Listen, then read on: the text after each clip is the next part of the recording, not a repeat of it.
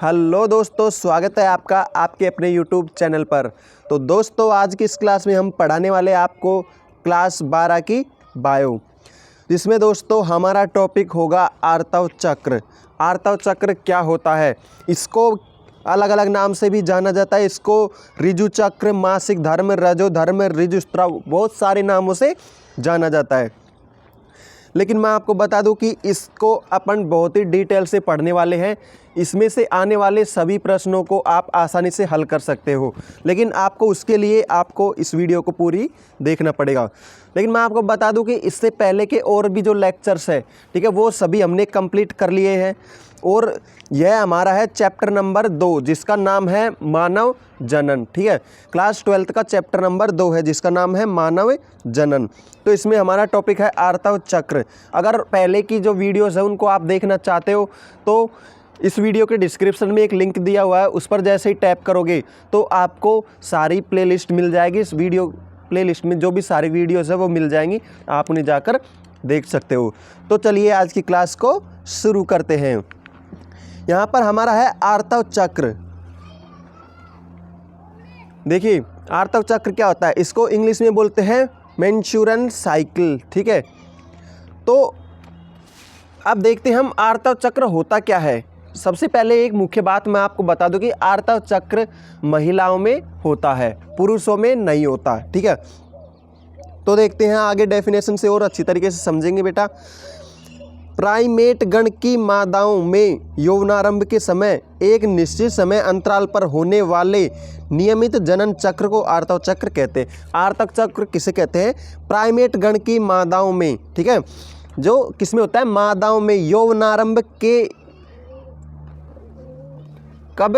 यौवनारंभ के पश्चात, जब युवावस्था में पहुंचती है तब से। ठीक है, एक निश्चित समय अंतराल, निश्चित मतलब फिक्स होता है समय।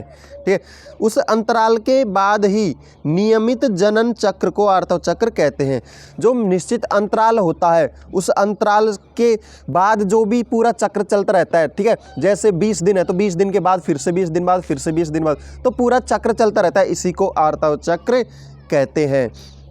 तो अगला पॉइंट है मानव मादा में आर्तव चक्र की समयावधि 28 से 29 दिनों तक की होती है। जो मानव मादा में, ठीक है, मादाएं बहुत सी होती है, ठीक है, जंतुओं में भी होती है, ठीक है, मादा। लेकिन जो मानव होता है उसकी मादा में 28 से 29 दिनों का आर्तव चक्र होता है। आर्तव चक्र की अवधि या समय अवधि कितनी होती है? मानव में, मानव के मादा में होती है 28 से 29 दिनों की होती है। मतलब 28 से 29 दिनों बाद वापस से मैंचुरियन साइकिल आ जाती है। तो आर्तव चक्र के दौरान प्राइमेट्स मादाओं के गर्भाशय, अंडवाहिनियों और लिंग हार्मोन में चक्रीय परिवर्तन होते हैं। ये आर्तव चक्र क्या होता है? देखिए कि आर्तव चक्र के दौरान, मतलब जब आर्तव चक्र चलता है तो प्राइमेट मादाओं के गर्भाशय, मतलब जो मादाएं होती है, ठीक है, जो महिला मादाएं होती है, फिर जंतु मादा, कोई सी मादा हो, उनमें होता क्या है? जो गर्भाशय, अंडवाहिनियों और लिंग हार्मोन में, गर्भाशय मतलब जहाँ गर्भ होता है, जहाँ पर बच्चा पलता है, वहाँ पर, अंडवाहिनियों में जहाँ अंडा बनता है वहाँ पर, और लिंग हार्मोन में चक्रीय परिवर्तन होता है। इनमें लगातार परिवर्तन होता है, यही होता है आर्तव चक्र। और इसके बहुत सारे नाम हैं, तो देखिए कौन कौन से। इसे ऋज चक्र, माहवारी, मासिक धर्म, रजो धर्म, ऋतुस्राव चक्र आदि नामों से जाना जाता है। यदि आपसे प्रश्न पूछा जाए कि ऋज चक्र क्या होता है, ठीक है, या फिर आ जाए माहवारी क्या होती है, मासिक धर्म क्या होता है, रजो धर्म क्या होता है, या ऋतुस्राव क्या होता है, फिर आर्तव चक्र क्या होता है, ये सब एक ही चीज़ के नाम है। किसके? आर्तव चक्र के। ठीक है, अनेक नाम है इसके मतलब। अतः वास्तव में आर्तव चक्र एक रजो धर्म से लेकर दूसरे रजो धर्म का घटनाक्रम होता है। आर्तव चक्र क्या होता है? एक रजो धर्म से दूसरे रजो धर्म तक के बीच की जो घटना होती है। एक रजो धर्म मतलब एक बार ऋतुस्राव हुआ, उसके बाद अगले माह तक ऋतुस्राव जब आएगा तो उसके बीच में जो भी समय है उसको ही आर्तव चक्र कहते हैं। रजो धर्म का घटनाक्रम होता है। घटनाक्रम मतलब जो भी घटनाएं घटती है उस चक्र को ही आर्तव चक्र कहते हैं। और ये सेम घटनाएं हर महीने घटती है। कहाँ पर घटती है? शरीर के अंदर, किसमें? हार्मोन्स में और अंडवाहिनियों में, ठीक है, गर्भाशय में ये घटनाएं घटती है। ओके, प्रथम बार ऋतुस्राव चक्र होने को रजोदर्शन कहते हैं। प्रथम बार जब महिलाओं में या लड़कियों में प्रथम बार ऋतुस्राव होता है, ठीक है, कब होता है? जब वो युवावस्था में आती है। युवावस्था में कब आती है? 11 से 12 वर्ष की उम्र में वो युवावस्था में जब आती है तो प्रथम बार जब ऋतुस्राव होता है तो उसे क्या कहते हैं? रजोदर्शन। दर्शन क्या होता है? देखिए, रजो का मतलब यहाँ पर ऋतुस्राव से है और दर्शन का मतलब पहली बार आना, मतलब होते हैं, कहते हैं ना कि आपके दर्शन हो गए, ठीक है, धन्य हुए, आपके दर्शन हो गए। तो मतलब बहुत दिनों के बाद मिलना, मतलब इतने दिनों के बाद पहली बार आ रहा है, ये ऋतुस्राव हो रहा है, ठीक है, बहुत दिनों के बाद स्टार्ट हुआ है, इसलिए इसे कहते हैं रजो दर्शन कहते हैं। तो आगे देखते हैं। तो देखिए, इसकी शुरुआत महिलाओं में यौवनारंभ या लगभग 12 से 13 वर्ष की आयु में होती है। महिलाओं में इसकी शुरुआत कब होती है? यौवनारंभ या फिर युवावस्था में, या फिर युवावस्था कब आती है? 12 से 13 वर्ष की आयु में, ठीक है, जब क्या होता है? यौवनारंभ शुरू होता है और रजोदर्शन शुरू होता है। प्रत्येक आर्तव चक्र में एक अंडाणु उत्सर्जित किया जाता है, अर्थात आर्तव चक्र के दौरान अंडोत्सर्ग की क्रिया होती है। जब आर्तव चक्र होता है तो उसमें क्या होता है? उसमें क्या होता है? एक अंडाणु उत्सर्जित किया जाता है। जो अंडाणु बनते हैं मादा के अंदर, अब अंडाणु क्या होते हैं, शुक्राणु क्या होते हैं, ये सब हमने पिछले लेक्चर्स में, पिछली क्लास में डिस्कस कर लिया है। और अगर आपने उनको मिस कर दिया है तो यार उनको जाकर ज़रूर से देखना, ठीक है, क्योंकि वो बहुत ही इंपॉर्टेंट है, उनको देखना भी आपके लिए बहुत ज़रूरी है। उससे जुड़ा हुआ ही आगे का चैप्टर है। इस वीडियो को देखने के बाद ज़रूर से उन वीडियो को चेकआउट कर लेना। और करना कैसे है? इस वीडियो के डिस्क्रिप्शन में लिंक दे दूंगा, उस पर टैप करोगे तो आपके सामने सारी क्लासों की वीडियोज़ लेक्चर वाइज, आप क्रम वाइज सबके सब आ जाएंगे। उनको एक एक को आप जाकर अच्छी तरीके से देख सकते हो। तो क्या होता है? अंडाणु उत्सर्जन की क्रिया होती है और आर्तव चक्र के दौरान क्या होता है? अंडोत्सर्जन की क्रिया होती है। जो अंडे होते हैं वो क्या होते हैं? बाहर आते हैं मादा से। आर्तव चक्र जब स्टार्ट होता है तो क्या होता है? मादा के अंदर से अंडे क्या होते हैं? बाहर आते हैं। अंडे मतलब अंडाणु, ठीक है। अब आर्तव चक्र की प्रक्रिया, ठीक है, किस प्रकार से क्रिया होती है? आर्तव चक्र का चक्र कैसे चलता है, किस प्रकार से होता है, वो सब कुछ देखेंगे।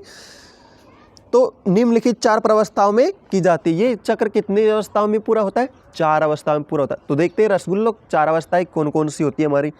पहला है आर्तव प्रावस्था या फिर रज प्रावस्था, फिर आती है पुटिकीय प्रावस्था, फिर आती है अंडोत्सर्ग प्रावस्था, फिर आती है पीत प्रावस्था। इन सब प्रावस्थाओं को हम देखेंगे अब डिटेल में, एक एक को अच्छी तरीके से बिल्कुल खोल कर देखेंगे, अच्छी तरीके से समझेंगे क्या होता है, सब आपको समझ आ जाएगा, ठीक है। एग्जाम में एक भी प्रश्न इसमें से नहीं छूटेगा, इस बात की मैं गारंटी दे रहा हूँ, लेकिन आपको इसको समझ के पढ़ना पड़ेगा।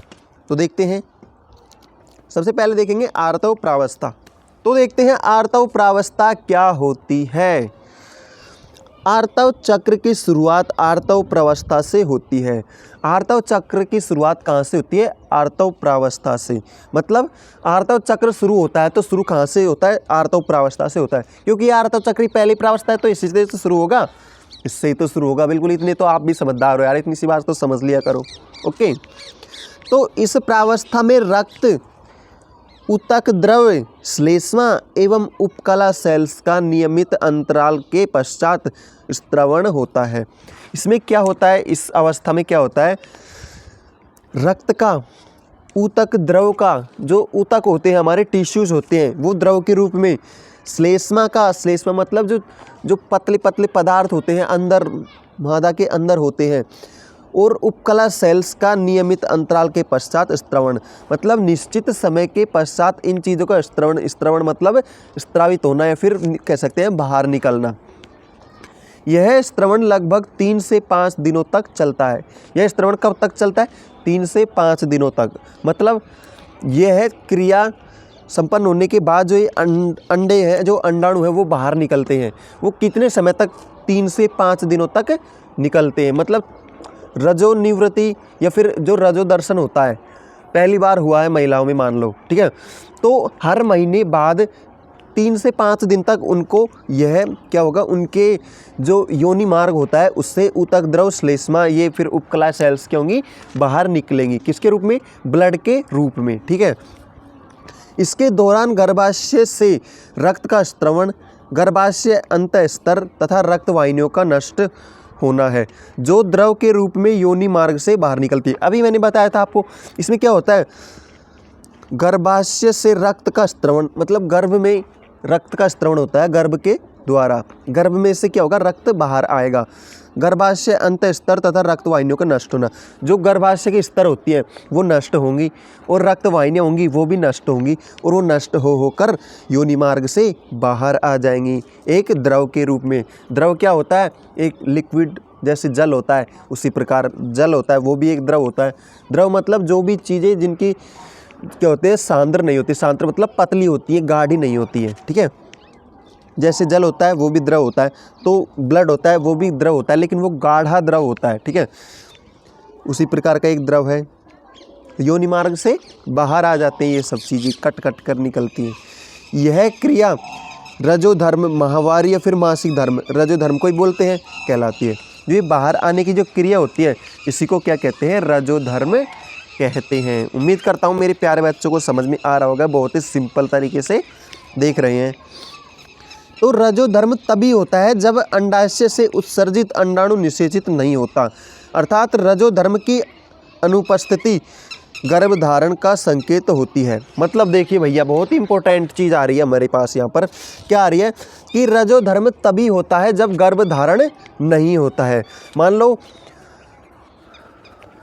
अंडाशय से जो अंडाणु निकलते हैं, अब भैया अंडाशय क्या होता है, अंडाणु क्या होते हैं, वो सब हमारा बहुत पहले हो चुका है कंप्लीट, और उसको देखना है तो आपको पिछली क्लास में जाकर देखना पड़ेगा कि अंडाशय कैसे होता है, शुक्राणु क्या होता है, निषेचन कैसे होता है, सब कुछ मैंने पहले स्टेप बाय स्टेप आपको बता रखा है। तो अब सिर्फ और सिर्फ हम ऊपर से देखेंगे थोड़ा, क्योंकि जिसने पहले की क्लासों को देख रखा है उसको तो समझ में तुरंत आएगा मेरे प्यारे बच्चे, लेकिन जो नए हैं उनको थोड़ी सी दिक्कत आएगी। ज़्यादा दिक्कत मैं नहीं आने दूंगा, क्योंकि स्टेप बाय स्टेप हम सब कुछ क्लियर करते हुए ही चलेंगे, ज़्यादा दिक्कत नहीं आने दूंगा, लेकिन उनको भी आपको जाकर ज़रूर से देखना पड़ेगा, तभी आपके पूरा चैप्टर क्लियर हो पाएगा। ये तो ज़रूर आपको देखना ही पड़ेगा, ठीक है।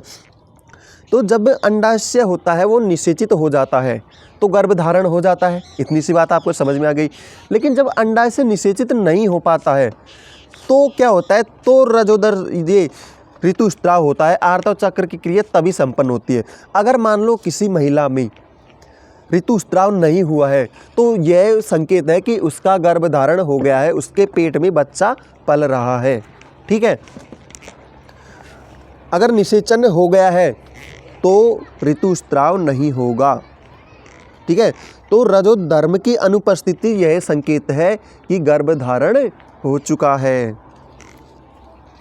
किंतु रजोधर्म अत्यधिक तनाव, कमजोरी एवं कमजोर स्वास्थ्य आदि के कारण भी हो सकता है। लेकिन रजोधर्म होता है, रजोधर्म क्या होता है, आर्तव चक्र होता है, वो अत्यधिक तनाव मतलब टेंशन लेते हैं ना, उससे भी इस पर प्रभाव पड़ता है। कमजोरी से मतलब किसी महिला का शरीर कमजोर है तो उससे भी इस पर प्रभाव पड़ता है। एवं कमजोर स्वास्थ्य आदि के कारण भी हो सकता है। मतलब कमजोर स्वास्थ्य मतलब उसका स्वास्थ्य ठीक नहीं रहता है, थोड़े समय में ही वह बीमार पड़ते रहते हैं, कुछ समय में ही बीमार हो जाती है, मतलब थोड़ी सी जुकाम लगने से ही बीमार हो जाती है, बुखार आने लग जाता है। तो ऐसी स्थिति में भी क्या होता है, रजोधर्म होने लगता है। तो पुटिकीय प्रावस्था, सबसे पहली प्रावस्था आर्तव प्रावस्था पढ़ ली हमने। तो सेकंड नंबर पे आ रही है हमारी बहुत प्यारी सी प्रावस्था, पुटिकीय प्रावस्था। तो देखते हैं इस प्रावस्था में क्या होता है।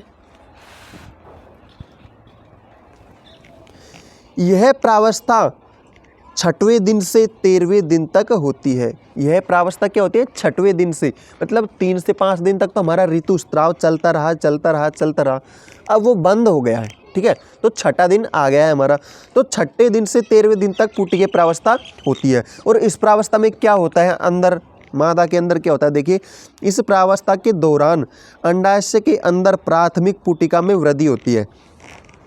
जो अंडाशय होता है, ठीक है, वो नए बनेंगे। फिर जो पुराने अंडाशय थे वो तो ऋतुस्राव में बाहर आ गए, कट कट के जो ब्लड सेल्स थी वो कट कट के बाहर आ गई। तो अब नया अंडाशय बनेगा ना, तो नया अंडाशय बनेगा तो यहाँ पर अंडाशय के अंदर प्राथमिक पुटिका में वृद्धि होगी, प्राथमिक पुटिकाएं बनेंगी, ठीक है। और यह एक पूर्ण परिपक्व पुटिका बन जाती है, जिसे गोफियन पुटिका कहते हैं। तो प्राथमिक पुटिका बनेगी और फिर उससे क्या होगी, परिपक्व पुटिका बन जाती है। अब प्राथमिक पुटिका से परिपक्व पुटिका कैसे बनती है? अब आप पूछोगे कि भाई प्राथमिक पुटिका थी उससे परिपक्व पुटिका बन गई, कैसे बन गई ये तो हमें पता ही नहीं है। तो ये मैंने पिछली क्लास में बता दिया है। हमने देखा था कि शुक्र जनन और अंड जनन क्या होता है। अंड जनन का मतलब अंडा कैसे बनता है, या फिर अंडाशय के अंदर अंडाणु कैसे बनते हैं, उस क्रिया को हमने देखा था। और शुक्राशय में शुक्राणु कैसे बनते हैं, उस क्रिया को भी हमने डिटेल से देख रखा है पिछली क्लास में, ठीक है।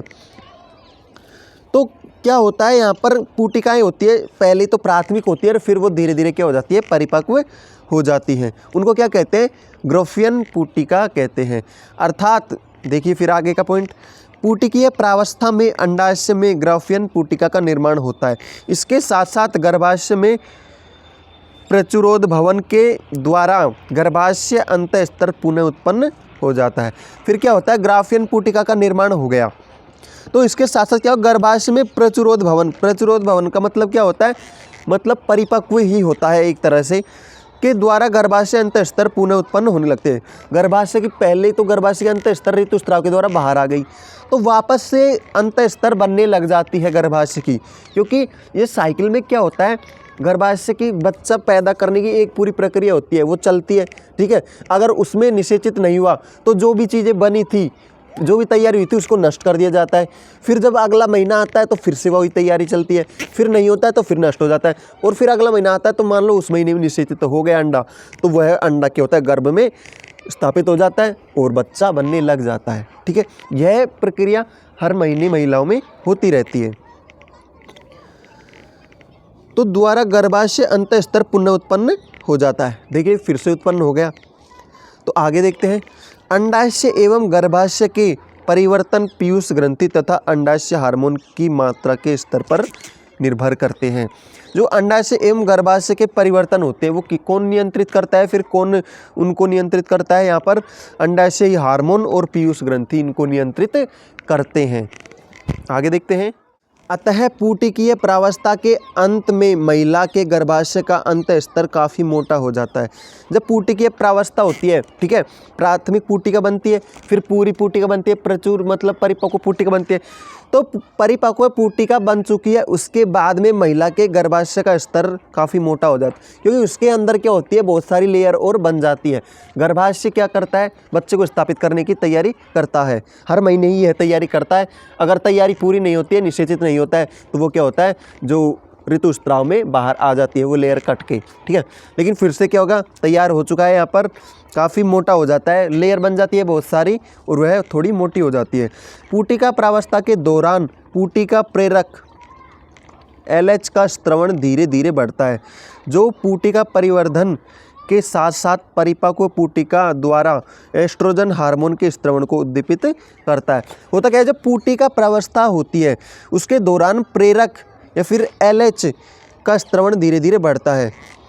जो हार्मोन होता है उनका स्त्रवण धीरे धीरे बढ़ता है। पुटिका प्रावस्था पूरी हुई, गर्भाशय में लेयर बन गई, ठीक है, फिर क्या होता है, हार्मोन धीरे धीरे बढ़ने लगते हैं, जो पुटिका परिवर्धन के साथ साथ परिपक्व पुटिका द्वारा एस्ट्रोजन हार्मोन के स्त्रवण को उद्दीपित करता है। जो क्या करता है, परिपक्व पुटिका के साथ साथ एस्ट्रोजन हार्मोन को उद्दीपन करता है। मतलब उद्दीपन का मतलब क्या होता है, एस्ट्रोजन हार्मोन को स्रावित करने के लिए प्रेरित करता है, ठीक है। ताकि क्या होता है, ये क्या होता है, मान लो गर्भाशय है, उसके चारों ओर भी लेयर बन चुकी है, परिपक्व पुटिका भी बन चुकी है, तो परिपक्व पुटिका क्या करेगी, वह हार्मोन को भी प्रेरित करेगी स्रावित होने के लिए कि भैया सब कुछ तैयारी रेडी है, बस तुम्हारे आने की देरी है, जल्दी से आ जाओ, इस प्रकार से प्रेरित करेगी, ठीक है। तो यहाँ पर थर्ड पॉइंट आता है हमारा अंडोत्सर्ग प्रावस्था। पहली प्रावस्था थी हमारी आर्तव प्रावस्था, उसमें क्या हुआ था, किस प्रकार से आर्तव चक्र पूरा चलता है उसको देख लिया। फिर पुटिका प्रावस्था, इसमें प्राथमिक पुटिकाएं बनती है, फिर परिपक्व पुटिकाएं बनती है, परिपक्व पुटिका बनने के बाद क्या होता है, वहाँ पर गर्भाशय अंतःस्तर कई सारी और स्तर बन जाती है, जिससे गर्भाशय की भित्ति क्या हो जाती है, मोटी हो जाती है। गर्भाशय की भित्ति भी बन गई, उसके पश्चात परिपक्व पुटिकाएं क्या करती है, वो करती है एस्ट्रोजन हार्मोन को प्रेरित करती है कि भैया सब कुछ तैयारी हो गई है, आ जाओ आ जाओ। अब मान लो पूरी तैयारी हो गई लेकिन अंडा क्या हुआ, निषेचित नहीं हो पाया, जो अंडाणु है वो निषेचित नहीं हो पाए। तो अंडोत्सर्ग प्रावस्था किस प्रकार से फिर अंडे हैं वो बाहर निकलते हैं कट कट के, वो देखते हैं। अंडोत्सर्ग, उत्सर्ग मतलब त्यागना, उत्सर्जन होता है, वैसे ही यहाँ पर उत्सर्जन से रिलेटेड है। अंडोत्सर्ग मतलब अंडों का त्यागना या फिर अंडाणुओं का त्यागना, ये प्रावस्था होती है अंडाणु त्यागने की प्रावस्था। तो कैसे त्यागेंगे भैया, देखो बहुत ईजी है, बहुत ईजी है, समझ के पढ़ोगे तो बहुत ज़्यादा ईजी है।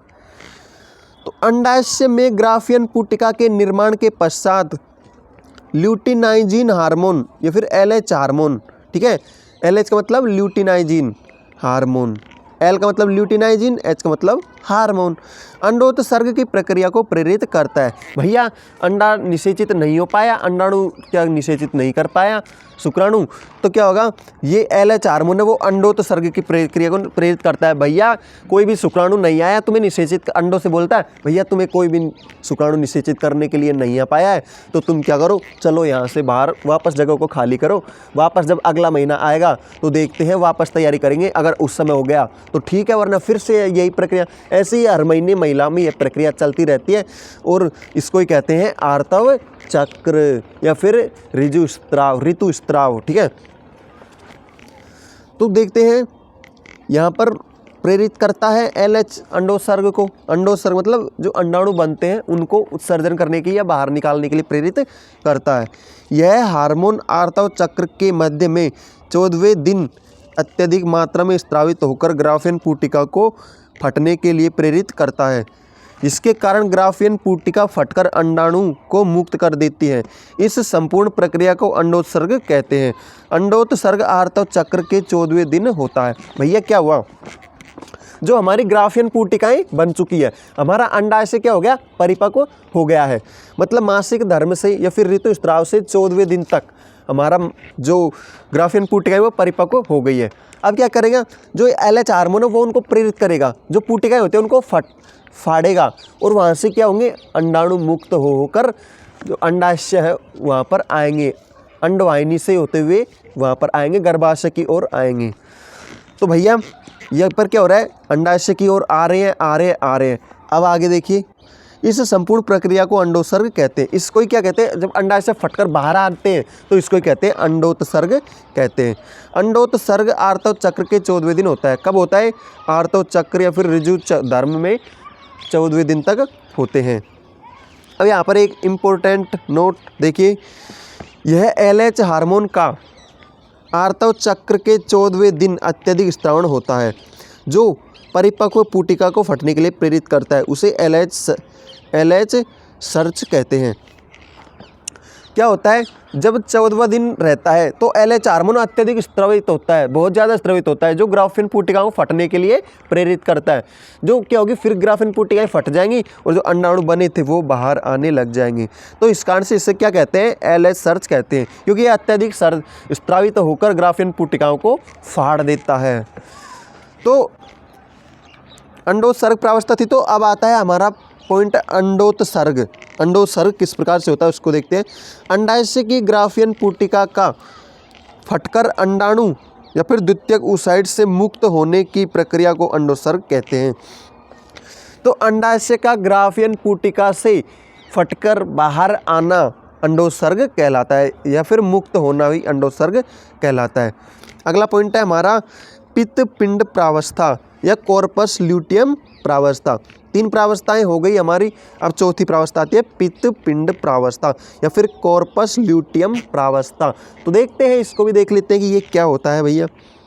यह अंडोत्सर्ग के बाद की प्रावस्था होती है।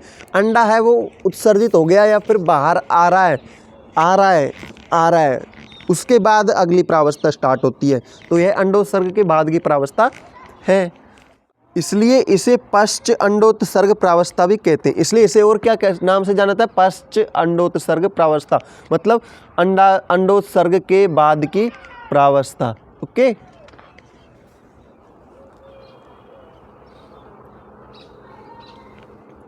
यह 15 से 28वें दिन तक चलती है। यह अंडोत्सर्ग के बाद की प्रावस्था कब चलती है? 15 से 28वें दिन तक। अतः यह अवस्था 13 से 14 दिन तक की होती है। मतलब 15 से 28 के बीच में कितने दिनों का गैप है? 13 से 14 दिन का गैप है। ठीक है, तो इतने दिनों तक यह अवस्था चलती है। इस अवस्था में पित्तपिंड का निर्माण होता है, इसलिए इसे पित्तपिंड प्रावस्था भी कहते हैं। इस अवस्था में क्या बनते हैं? पित्तपिंडक बनते हैं। पित्तपिंडक क्या होते हैं वो भी देखेंगे आगे कि वो क्या होते हैं। तो देखिए, अंडोत्सर्ग के तुरंत बाद शेष बची ग्राफियन पुटिकाओं में रक्त भर जाता है। जो अंडोत्सर्ग हुआ, अंडोत्सर्ग से अंडाणु क्या हुए? बाहर आ गए। फिर जो वहाँ पर बाहर आने के बाद वह ग्राफियन पुटिकाओं में जो जगह बचती है वहाँ पर क्या होता है? रक्त भर जाता है, ब्लड भर जाता है। और वसीय पदार्थों का भी संग्रहण होता है। और वसीय पदार्थ मतलब जो चिकने पदार्थ होते हैं उनका भी स्त्रवण या फिर संग्रहण हो जाते हैं, इकट्ठे हो जाते हैं। इस समय इसकी कोशिकाएं पीले रंग की दिखाई देती है, इसलिए इसे पित्तपिंड कहते हैं। तो यह होता है, तो इसके समय क्या होते हैं? ये पीले रंग की दिखाई देती है। यहाँ पर क्या हुआ? जो भी श्लेष्म पदार्थ होते हैं वो इकट्ठा हो गया, ब्लड इकट्ठा हो गया, तो वो पिंडकों में इकट्ठा हो चुका है। तो वहाँ पर वो क्या करते हैं? पीले रंग के दिखाई देने लग जाते हैं। इसलिए पित्त मतलब पीला, पिंडक मतलब पिंड, तो इसलिए कहते हैं पित्तपिंड प्रावस्था, या फिर कहते हैं पित्तपिंड प्रावस्था। यहाँ पर क्या होते हैं? पित्तपिंडक बनते हैं। पित्त का मतलब पीले, पिंड का मतलब या फिर संरचना, उभारनुमा संरचना कह सकते हैं, वो बनती है। तो आगे देखते हैं।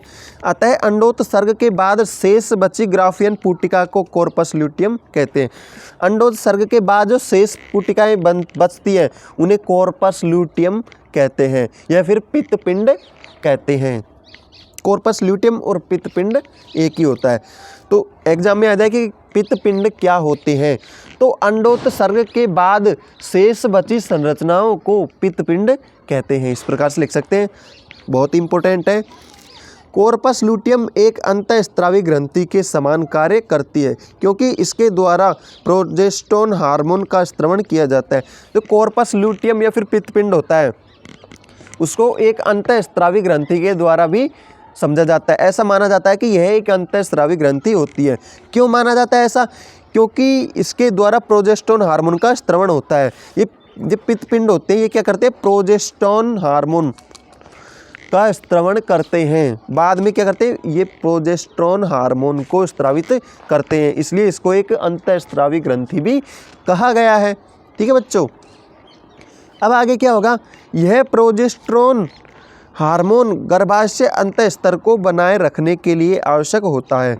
जो प्रोजेस्टेरोन हार्मोन होता है वो क्या करता है? गर्भाशय की अंतःस्तर मतलब आंतरिक लेयर होती है, उसके लिए आवश्यक होता है, उसको बनाए रखने के लिए आवश्यक होता है। अगर प्रोजेस्टेरोन हार्मोन नहीं होगा तो अंतः लेयर नहीं बन पाएगी, सर्वाइव नहीं कर पाएगी। तो सर्वाइव करने के लिए प्रोजेस्टेरोन हार्मोन जरूरी होता है। और वो कौन प्रोवाइड करते हैं? पित्तपिंड प्रोवाइड करते हैं। तो मतलब ये एक ग्रंथि, काम की ग्रंथि हो गई हमारी अंतःस्रावी। ठीक है, इसलिए कितना अच्छा काम किया है, क्या किया? गर्भाशय के अंतःस्तर को बचा लिया। और अंतःस्तर में ही क्या होते हैं? भ्रूण रोपित होता है। तो आगे और देखते हैं हम। गर्भाशय अंतःस्तर निषेचित अंडाणु के अंतरोपण से लेकर सगर्भता की अन्य घटनाओं के लिए आवश्यक होता है, इसलिए प्रोजेस्टेरोन हार्मोन को सगर्भता हार्मोन कहते हैं। अब भैया क्या होता है? मैंने अभी बताया कि जब अंडा निषेचित होता है तो अंडा निषेचित होने के बाद वह क्या होता है? गर्भ में आकर रोपित होता है या फिर गर्भ धारण करता है। अंतरोपण मतलब गर्भ के अंदर रोपित होता है, फिर एक जगह लग जाता है, स्थापित हो जाता है। तो अन्य घटनाओं के लिए आवश्यक होता है। ठीक है, ये क्या होता है? जो प्रोजेस्टेरोन हार्मोन वो इन घटनाओं के लिए आवश्यक होता है। किसके लिए? जो अंडा होता है उसको अंतरोपण करने के लिए। सगर्भता हार्मोन कहते हैं इसको। सगर्भता हार्मोन क्यों कहते हैं? क्योंकि यह गर्भ धारण करने के बाद जो गर्भ होता है उसको गर्भाशय में स्थापित करवाता है, निषेचित अंडे को गर्भाशय में स्थापित करवाता है। इसलिए इसे एक और नाम से जानते हैं, इसे बोलते हैं प्रेगनेंसी हार्मोन, क्योंकि यह हार्मोन प्रेगनेंसी होने के बाद स्रावित होता है। प्रोजेस्टेरोन हार्मोन आगे देखते हैं।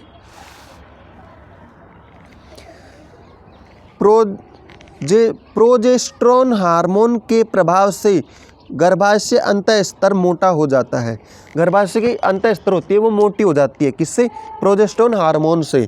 और रक्त संचार बढ़ जाता है।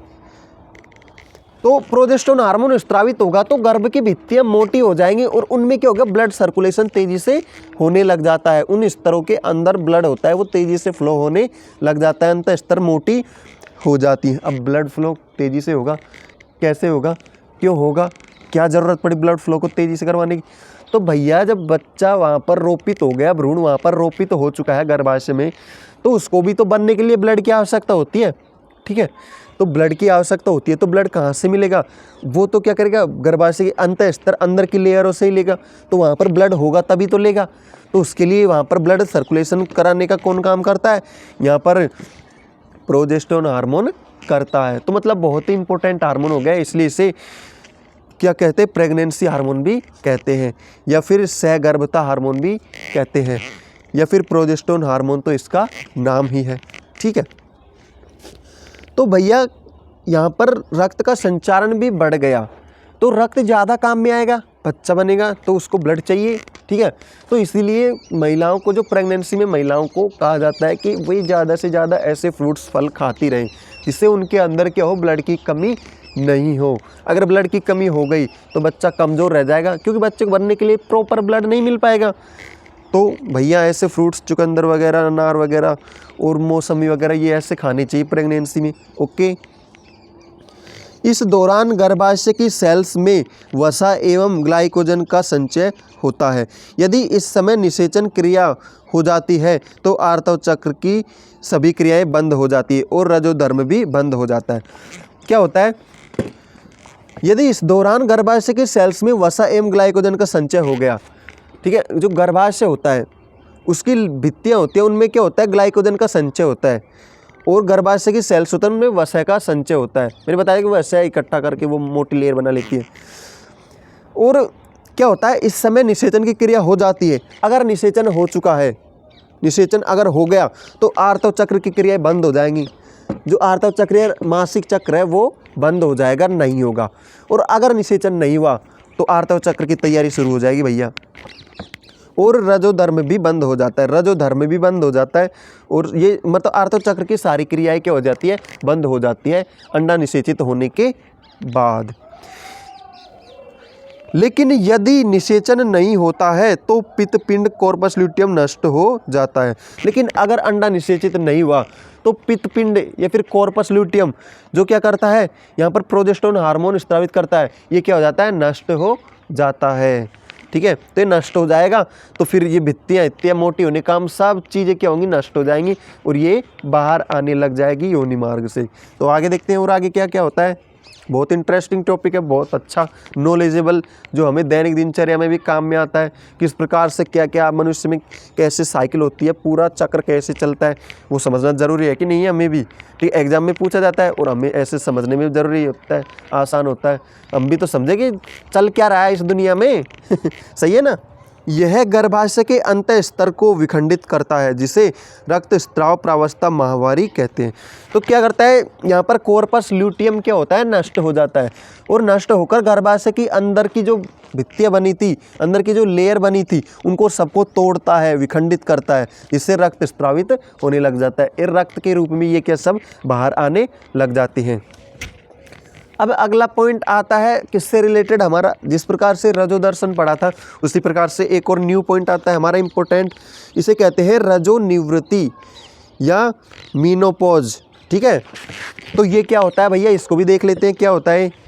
देखिए, रजो का मतलब होता है रजोधर्म या फिर मासिक चक्र, और निवृत्ति का मतलब होता है छुटकारा, निवृत्त होना, ठीक है। तो मतलब रजोधर्म से छुटकारा मिलना, आसान सी भाषा में, ठीक है। तो इससे हम समझ सकते हैं। और ये भैया ये कहीं पे भी लिखी हुई नहीं है, ये आपको कहीं भी लिखा हुआ नहीं मिलेगा, ना ही समझाने को मिलेगा। ये मैं अपने हिसाब से बनाता हूँ और आपको समझने के लिए आसान करता हूँ, ताकि आप नाम देखकर ही पता लगा सको कि भैया इसमें लिखना क्या है, कहना क्या चाहता है बच्चा मतलब एग्जामिनर पूछ क्या रहा है। तो रजो मतलब रजो धर्म या मासिक चक्र, निवृत्ति मतलब छुटकारा। तो रजो धर्म से छुटकारा मतलब रजो धर्म से छुटकारा कब मिलेगा? जब ये बंद हो जाएगा। अब देखते हैं कैसे, क्या पूरी तरीके से डेफिनेशन पढ़ते हैं, आपको समझ में आ जाएगा, मुझे पता है। तो इस प्रकार से मैं क्या करता हूँ, पहले जो लिखा हुआ है, जो हेडिंग है, जो पूछ रहा है, उसके खंडन करके, टुकड़े करके उससे ही आंसर निकाल लेता हूँ और उस प्रकार से आपको समझाता हूँ। और ऐसे ही आप करोगे तो ये मान लो आपको मतलब जो प्रश्न में जो नंबर मिलने वाले हैं उससे भी ज़्यादा मिलेंगे। अगर आपको आता भी होगा, रट के भी रखा होगा आपने, तब भी आप अगर उसे मेरी तरीके से समझोगे तो आपको बहुत अच्छा काम में आएगा, ठीक है। और अच्छी तरीके से समझ के तो अच्छी तरीके से कर सकते हो। और समझ के पढ़ने में यार मज़ा ही कुछ अलग है, समझ के पढ़ने का। तो जब महिला का ऋजु चक्र 50 वर्ष की आयु तक बंद हो जाता है, इस स्थिति को रजोनिवृत्ति तक की आवश्यकता में चक्रीय रजोधर्म सामान्यतः जनन अवधि का सूचक होता है। देखिए 50 वर्ष की आयु तक बंद हो जाता है, जो रजोधर्म होता है वो बंद हो जाता है। मैंने कहा था रजोनिवृत्ति मतलब ऋतुस्राव या रजोधर्म से छुटकारा पाना। तो यह कब होता है, जब महिलाएं 50 वर्ष की हो जाती है तो उनमें ये बंद हो जाता है। इस स्थिति को रजोनिवृत्ति तक की अवस्था में चक्रीय रजोधर्म सामान्य जनन अवधि का सूचक होता है, ठीक है। जो रजोनिवृत्ति हो जाती है 50 वर्ष की महिलाओं में, 50 वर्ष तक हो जाती है, ठीक है। और ये क्या होता है, जनन अवधि का सूचक होता है, मतलब जनन अवधि समाप्त हो चुकी है, ऐसा माना जाता है। जब रजोनिवृत्ति हो जाती है, जो ऋतुस्राव बंद हो जाता है, तो क्या होता है, उनमें जो जनन की क्षमता हो जाती है वो नष्ट हो जाती है, बंद हो जाती है। इसी और महिलाओं में सिंपल सा डेफिनेशन देखते हैं कि महिलाओं में या फिर मादा में ऋतुस्राव का उनके 50 वर्ष की आयु तक या फिर महिलाओं का ऋतुस्राव बंद होने की प्रक्रिया को रजोनिवृत्ति कहते हैं, ठीक है। अतः रजोदर्शन से लेकर रजोनिवृत्ति की अवस्था को चक्रीय रजोधर्म सामान्यतः जनन अवधि का सूचक होता है। मतलब रजोधर्म जहाँ से स्टार्ट होता है और जहाँ पर जाकर रुकता है, मतलब रजोधर्म से और रजोनिवृत्ति तक की जो काल होता है, समय होता है, वो जनन काल कहलाता है, फिर जनन अवधि कहलाता है। मतलब रजोधर्म स्टार्ट होता है और जहाँ पर ख़त्म होता है, रजोधर्म स्टार्ट और निवृत्ति, ठीक है, उस समय के जो बीच का आयु होता है वही जनन करने की आयु होती है, उसके बाद जनन संभव नहीं है। अब देखते हैं हमारा न्यू टॉपिक, ठीक है, बहुत ही इम्पोर्टेंट, जो कि हार्मोन से रिलेटेड है, आर्तव चक्र का हार्मोनल नियंत्रण।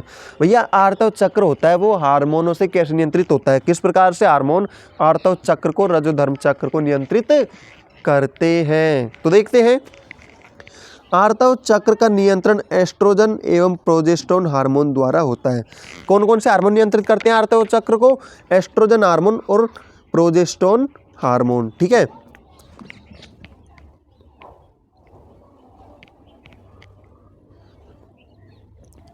तो इन हार्मोनों के स्त्रवण का नियंत्रण अग्रपीयूष ग्रंथि द्वारा स्त्रावित GnRH के द्वारा होता है।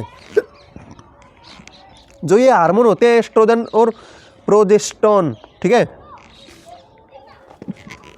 तो इन हार्मोन को कौन नियंत्रित करता है? अग्रपीयूष ग्रंथि। पीयूष ग्रंथि मतलब मास्टर ग्रंथि।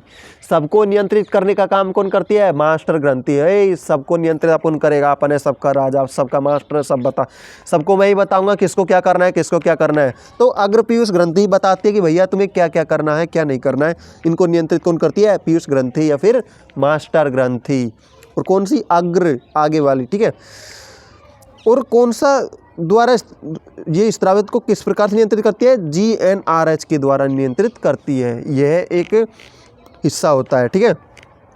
और अगला इंपॉर्टेंट है टॉपिक हमारा क्या, इसमें follicle stimulating hormone FSH, follicle stimulating, ठीक है, FSH अंडाशय में ग्राफियन पुटिका के परिपक्वन को प्रेरित करता है।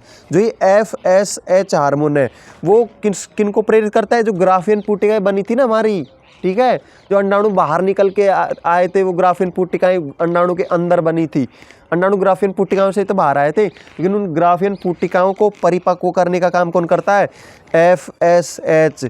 इसकी फुल फॉर्म है फॉलिकल स्टिमुलेटिंग हार्मोन, ठीक है। ये करता है परिपक्व होने के लिए प्रेरित ग्राफियन पुटिकाओं को। जबकि LH ल्यूटिनाइजिंग हार्मोन वो क्या करता है, अंडोत्सर्ग एवं प्रोजेस्टेरोन हार्मोन को प्रेरित करता है। अंडोत्सर्ग को प्रेरित करता है और प्रोजेस्टेरोन हार्मोन को प्रेरित करता है कौन, LH। LH मतलब ल्यूटिनाइजिन हार्मोन, L का मतलब ल्यूटिनाइजिन, H का मतलब हार्मोन। तो स्टूडेंट्स हमारा आर्तव चक्र कंप्लीट हो चुका है। तो अगली क्लास में हम पढ़ेंगे कि निषेचन क्या होता है। आज की क्लास में सिर्फ इतना ही पढ़ेंगे और अगली क्लास में पढ़ेंगे कि निषेचन क्या होता है। निषेचन को बहुत ही डिटेल से पढ़ेंगे, एक एक चीज़ को बिल्कुल क्लियर करते हुए चलेंगे, ठीक है। निषेचन हो जाएगा तो क्या होगा, निषेचन किस प्रकार से होता है, कौन कौन सी चीज़ें मिलती है, ठीक है। तो बहुत ही डिटेल से पढ़ेंगे, बहुत ही मज़ा आने वाला है क्लास में, ठीक है। तो उस क्लास को भी ज़रूर से देखना, और उस क्लास को देखने के लिए, और अगर आपको ये क्लास थोड़ी सी भी अच्छी लगे तो वीडियो को लाइक और चैनल को सब्सक्राइब ज़रूर से कर देना, ठीक है। और आपको इससे पहले की जो भी लेक्चर्स है वो भी देखने हैं तो इस वीडियो के डिस्क्रिप्शन में आपको लिंक मिल जाएगा, उस पर टैप करोगे तो सारी क्लासों को आप स्टेप बाय स्टेप देख सकते हो। तो मिलते हैं इस वीडियो के नेक्स्ट पार्ट में, ठीक है। तब तक के लिए पढ़ते रहिए, हंसते रहिए, मुस्कुराते रहिए।